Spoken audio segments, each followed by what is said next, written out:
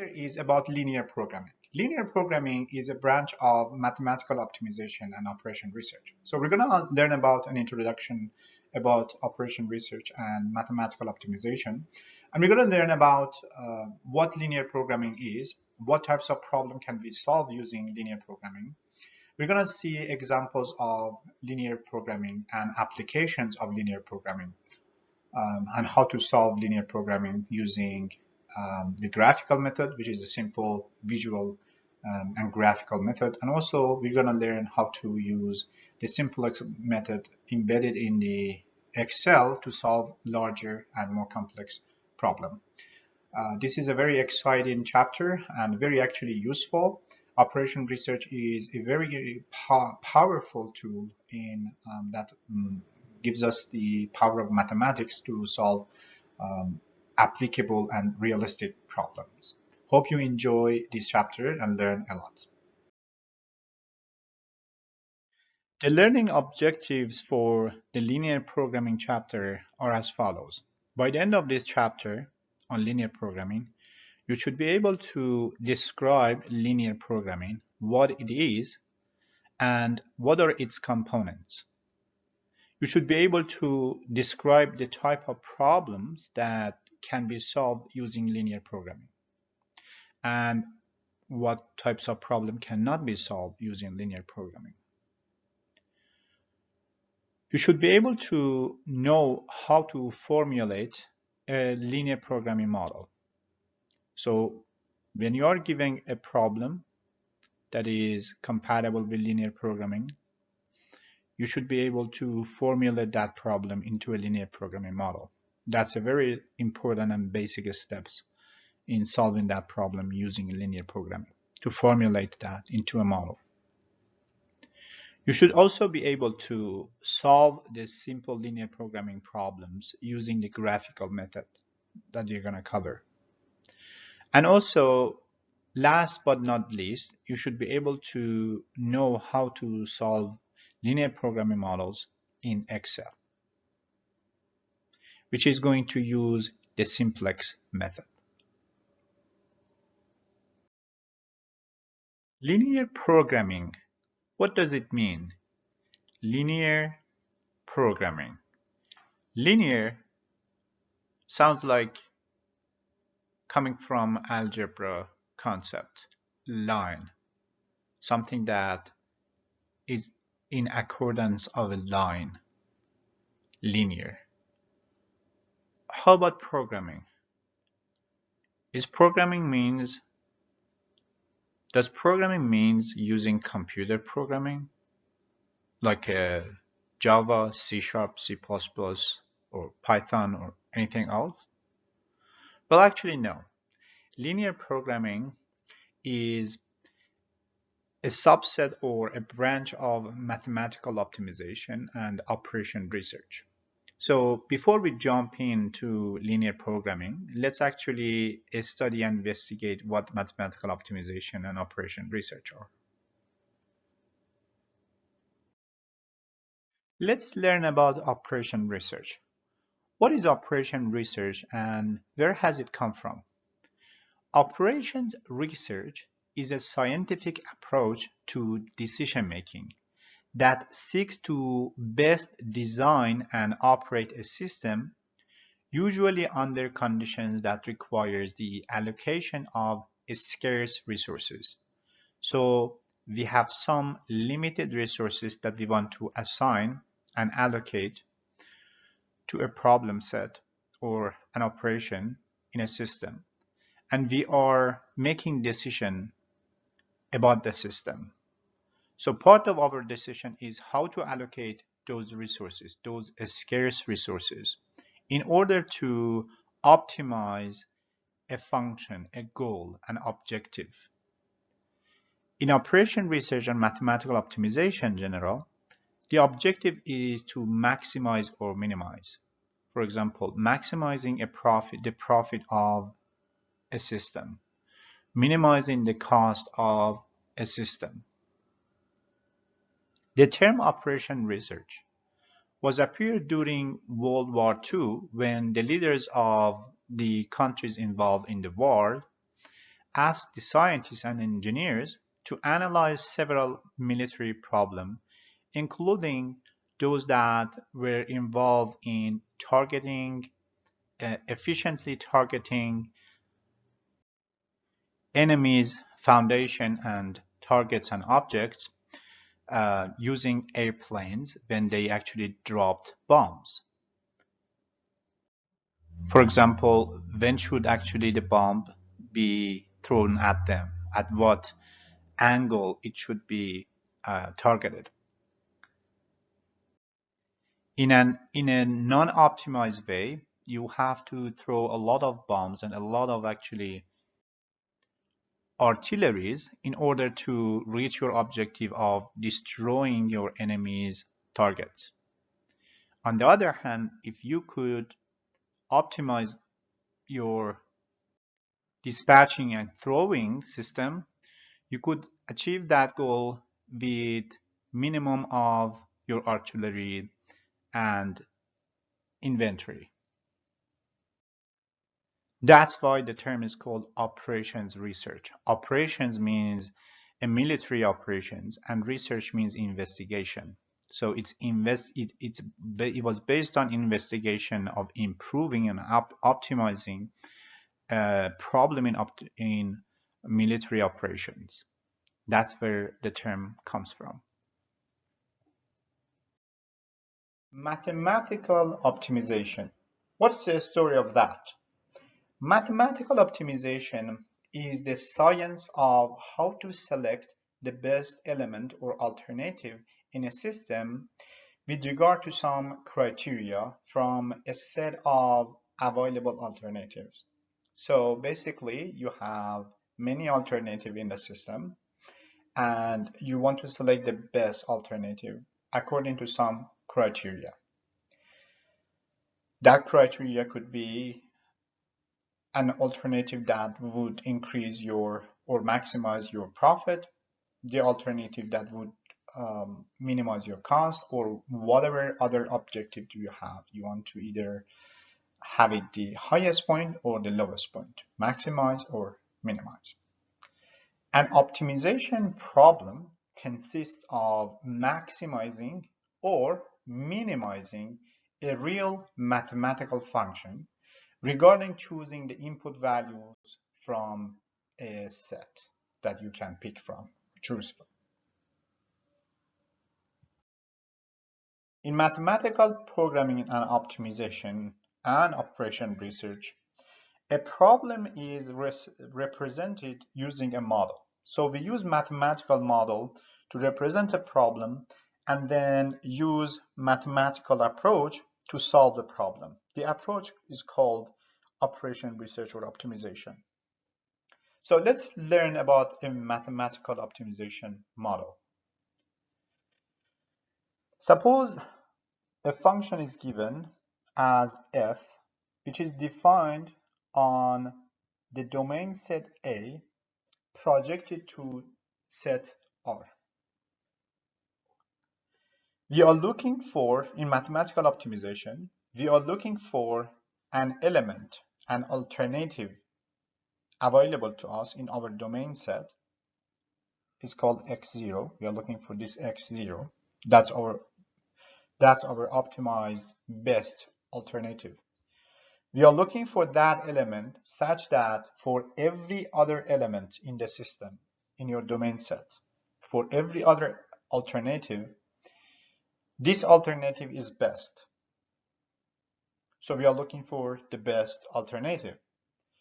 What does it mean in terms of mathematics?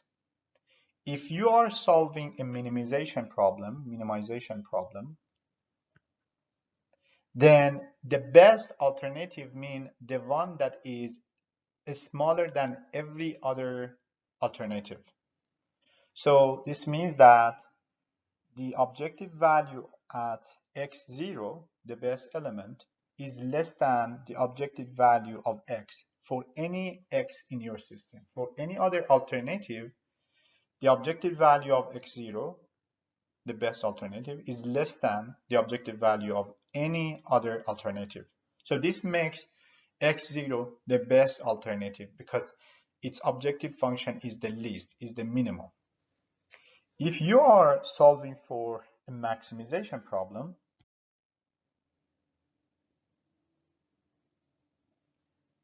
the best alternative you're looking for is the one that is the maximum. It means that it's greater than any other alternative. So you're looking for x0 such that its objective value, f of x0, is greater than the objective value of any other alternative.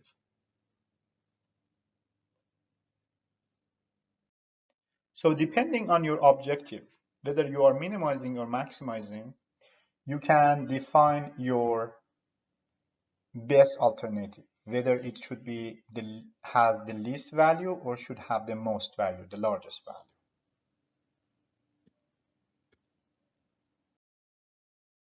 Based on the objective function f of x, and also based on the restrictions on our domain set, and also based on the type of alternative or element in the domain set that we can pick from, we can actually define different types of mathematical models.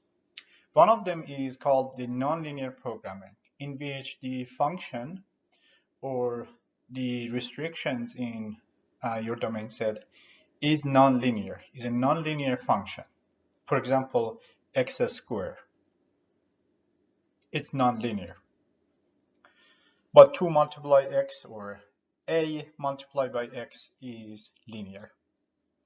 This is just a reminder. Let me write them here.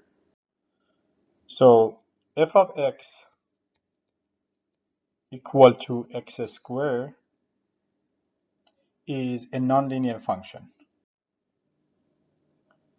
But for example, f of x equal to 9 multiplied by x plus 3, 9 can be anything, can be like a is a number, and 3 can be b, any other number. This is a linear function. Other examples of nonlinear functions are, for example, x3 or x4 or logarithmics or other types of nonlinear function.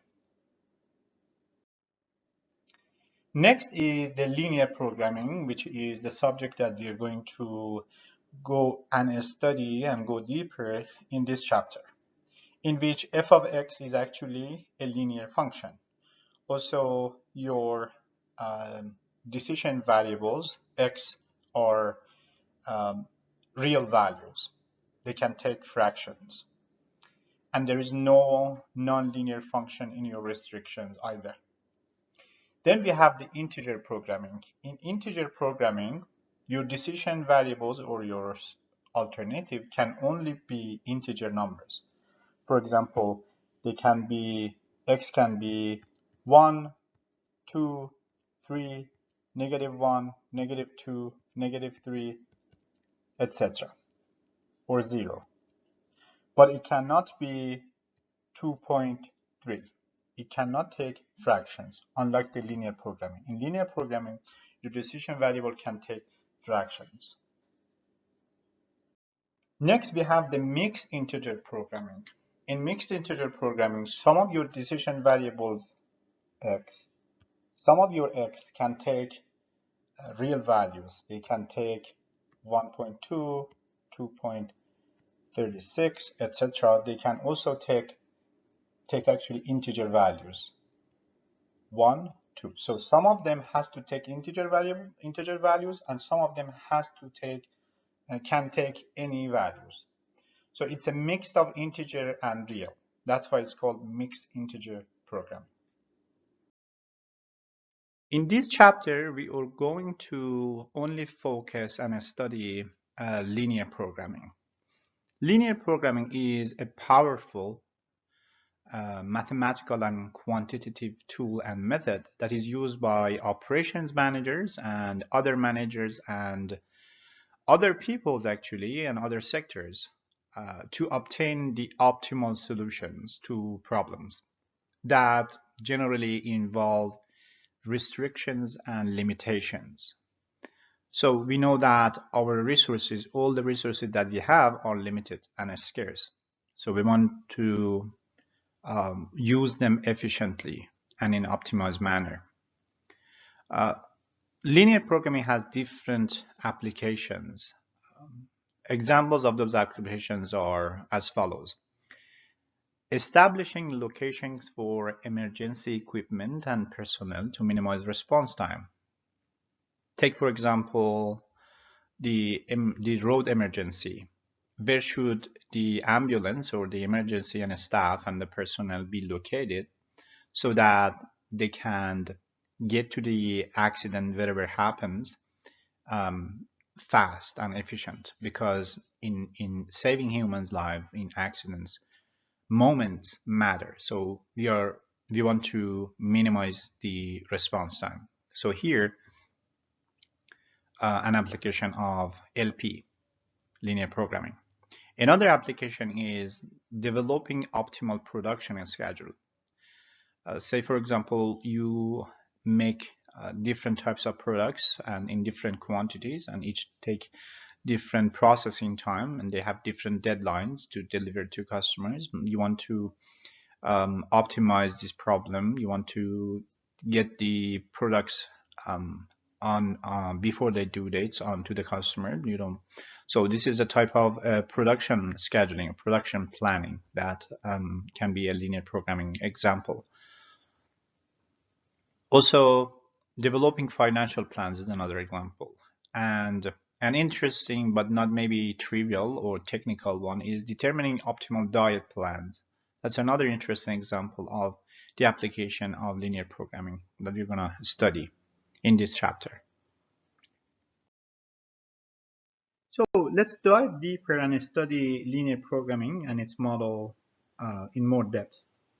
A linear programming LP model, as we learned before, seeks to either minimize or maximize a linear function f of x, subject to a set of linear constraints. So the objective function has to be linear. Also, the constraint has to be linear as well. In mathematical terms, we can actually write this as follows. Suppose we are dealing with a maximization problem. So we want to maximize the objective function. So we write this as maximizing f of x, maximizing the objective function of f for decision variable x. Then next is the set of linear constraints. So f of x here has to be linear. F has to be a linear function. Next is subject to. ST stands for subject to. ST stands for subject to our limitation or restrictions. Here we also have another function, g of x less than equal to b. This is the standard form that we are talking here, but you may actually see a different format that you can actually transform it into this standard format. So g of x less than or equal to b. G of x here is another function, which is the restrictions function. And this also has to be linear in linear programming. And on the other side of the constraint, as you see here, is b. B is a parameter. So we have learned about different components here. We have learned about the objective function f, the decision variable x, the constraint function g of x, and the parameter b. So these are the components of a linear programming model. Decision variable x, objective function f of x, a set of constraints g of x less than equal to b, this is the standard form, and a set of parameters b, which is in the set of constraints. There is a set of assumptions made into the linear programming model that we need to know about so that we understand how the linear programming works. In order for linear programming models to be used effectively, certain assumptions must be satisfied. Among those are, first, linearity. The linearity assumption is about the impact of decision variables should be linear in constraints and in the objective function. So this basically says that g of x is the constraint, the restriction function. That's a linear function. F of x, the objective function, is also a linear function. So that means these are the impacts or the function of decision variable f of x, g of x. These are the decision variables function or impact. So that means that this has to be linear. The next one is called divisibility. The divisibility constraints state that non-integer values such as 6.3, 2.9 fractional values of decision variables are acceptable. So real values, the decision variable can take any values. It can take integer variables and non-integer or fractional variables. This is called divisibility constraint or assumption. The next assumption is certainty. Certainty. It states that the values of the parameters should be known. They are known. They are not unknown. There is nothing stochastic or random about the decision variable or about the parameters actually. So values of parameters such as b or the coefficients in the objective function or the coefficients in the restriction function g of x must be known, certainty, and they have to be constant. They shouldn't be variable. They shouldn't actually be stochastic. The next assumption is the non-negativity assumption, and that is said that negative values of decision variables are unacceptable. So we only take positive values of decision variable. The decision variable has to be non-negative. This is the non-negativity constraint. That means that x cannot be any value that is negative. It cannot be negative 1.2 or negative 0.02 or any other negative values. They have to be all positive. This is called the non-negativity assumption or constraint. So how to formulate a problem into a linear programming model? These are the steps, the general steps that you have to do in order to formulate a linear programming model. The first step is to list and define every decision variables that you have in the problem.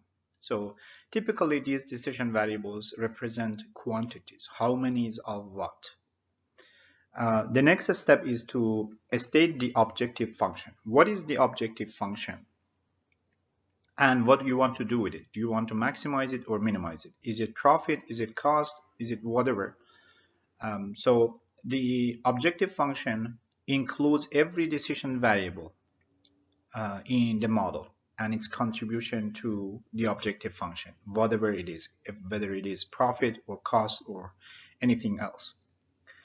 After these two steps, the third step is to list the constraints and restrictions in your problem into the model. The general approach, as we learned in the model, is g of x less than equal to b. But you can actually, in your model, you could have some greater than inequality and then, or equality, and then convert that to the standard format. So in listing the constraints, you have to be cautious about the right-hand side value. That's b. For example, 2x plus 1 should be greater than 2. 3x1 plus 2x2 should be less than 10. Something like that. So these are called the right-hand side values.